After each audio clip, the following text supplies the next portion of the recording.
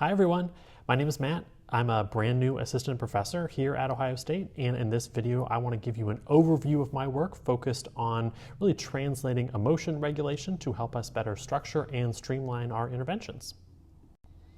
To give you a sense of where this work is coming from, to date there have been about 1,000 different randomized controlled trials, or RCTs, of psychotherapy conducted among 50,000 participants in the past 50 years. Now, despite this outpouring of resources, only about 40 to 60% of participants in these studies achieve remission by the end of treatment. And this is even under the most ideal experimental therapeutic conditions that RCTs offer. RCTs were also originally developed to match the length of drug trials, which turned out to be about 12 to 16 weeks.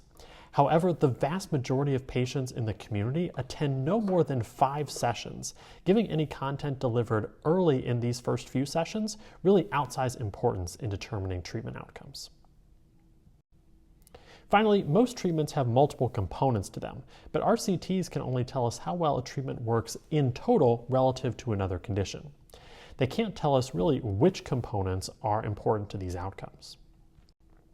So to address these 3 key areas, the goal of my research is to optimize our treatments and make them more efficient by unpacking their component mechanisms to identify which components are really contributing the most to patient outcomes, and then to deliver those components in a way that makes the best use of the time patients spend in therapy. By ensuring treatments only contain active mechanisms that lead to the biggest improvements for patients, I really hope we can improve our remission rates, streamline care, and increase patients' access to evidence-based treatments. So I'm primarily interested in conditions characterized by high neuroticism, defined as the tendency to experience frequent and intense negative emotions.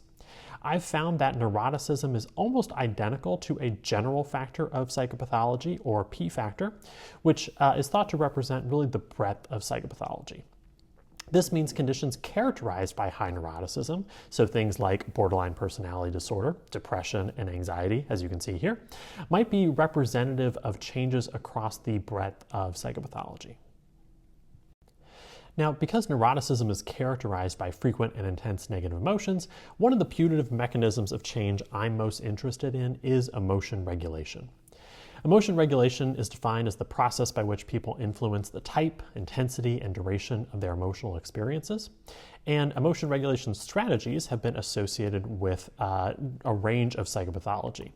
So for instance, reappraisal, acceptance, and problem-solving strategies are associated with less psychopathology, whereas things like rumination, avoidance, and suppression are associated with higher levels of anxiety, depression, substance use, eating disorders, things like that.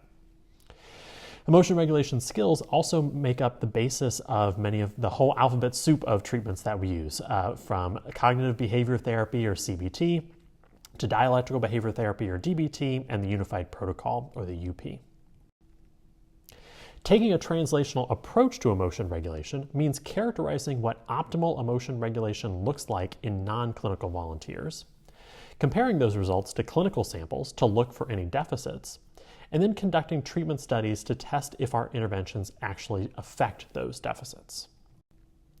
I say all of this because I've worked with colleagues both at Ohio State and the University of Kentucky to develop a framework of emotion regulation mechanisms. This framework is designed to guide research into emotion regulation and really synthesize findings across levels of analysis and areas of psychology. It includes motivational, structural, momentary, temporal, and contextual levels of analysis. And this framework really lays the foundation to examine how these aspects influence one another, both in basic research and really in any treatment that's designed to teach emotion regulation. I'm particularly excited to test how these emotion regulation mechanisms work in the UP, DBT, and cognitive therapy for depression, all treatments that we offer both training in and research on here at OSU. I'd also like to take a few minutes to plug and highlight our new BPD Compass treatment in particular. BPD Compass is a modular, personality-based cognitive behavioral treatment for borderline personality disorder that I developed with Shannon Sauer-Zavala at the University of Kentucky.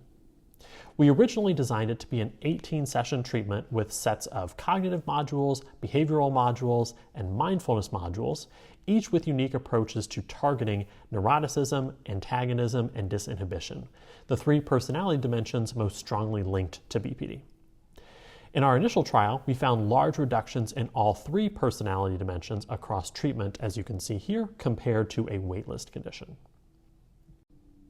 Now at OSU, I'm still collaborating with Dr. Sauer-Zavala to validate and iteratively refine standalone personality modules from BPD Compass. We've received an R61 award from NIMH to develop and test if standalone personality-focused modules lead to unique reductions in their targeted personality dimension for people with specific elevations in that particular personality dimension. So someone elevated in negative affectivity, for instance, might only need to get 7 sessions of skills seen here for negative affectivity, whereas someone who comes in elevated in both antagonism and disinhibition might get 14 sessions of modules targeting both of those dimensions. So far, these projects focus on personalization by using either personality dimensions or training approach. At a fundamental level, though, is this question of how we actually identify which skills are people's personal strengths. So should people just self-report what they're good at? Should we have an expert interview them? Should they complete certain tasks? Should we measure how they're doing things in daily life? To start testing this question, we've been collecting data for the past 2 years at Kentucky on how to identify who will benefit most from cognitive therapy skills. So patients with elevated anxiety are completing a baseline visit with a range of measures designed to assess reappraisal abilities. At the end of this baseline session, they're getting a brief training in how to use reappraisal in daily life, and then completing a week of EMA to tell us how they're using the skills.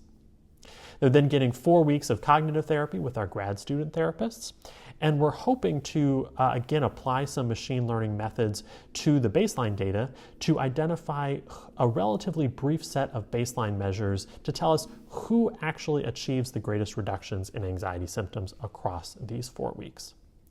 My goal is to continue this line of work with behavioral and mindfulness-based skills in the coming years.